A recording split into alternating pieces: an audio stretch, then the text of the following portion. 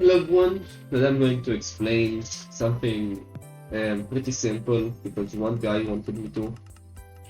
So that's basically my item manipulation video. All I showed in that video is launching the items up, raising them in the air, and attacking them to me. Now this is pretty simple, so let's go over it one step at a time. First of all, here, if you want the spells, here they are. But the first step is of course launching the items forward.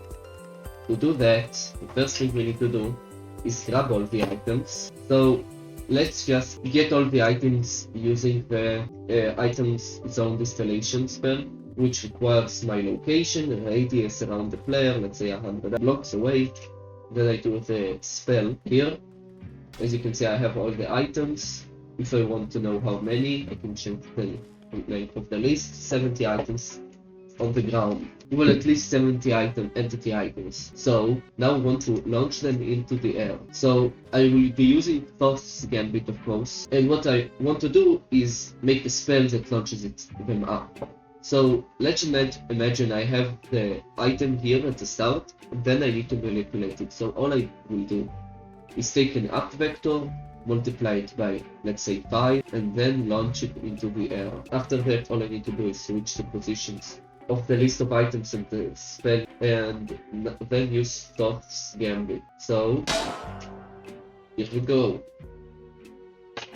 That's a spell. If I really wanted to freeze items in place, I could I can just turn off my particles and I won't see that they are just conjured blocks.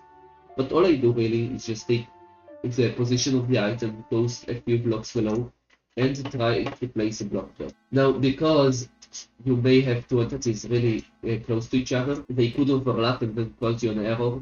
So what I do is I break the block beneath the item first and then place it. So if I do it again, you see it breaks everything.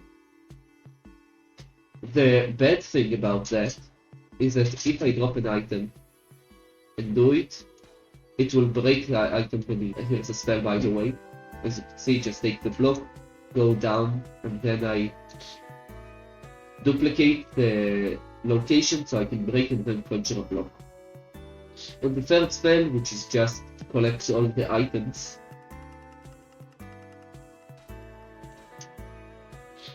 also pretty simple. First of all, let's get all the items. After that, I want them to come to me. I need to make the impulse vector be towards me. So how do I do that? I get my location, get the item's location, subtract, and now I have a vector from the item to me. And then I just do an impulse, and this should do the trick. Here we go, that's it. Thanks for watching, and please leave ideas for videos in the comments because I'm out of ideas. So thanks for watching and see ya.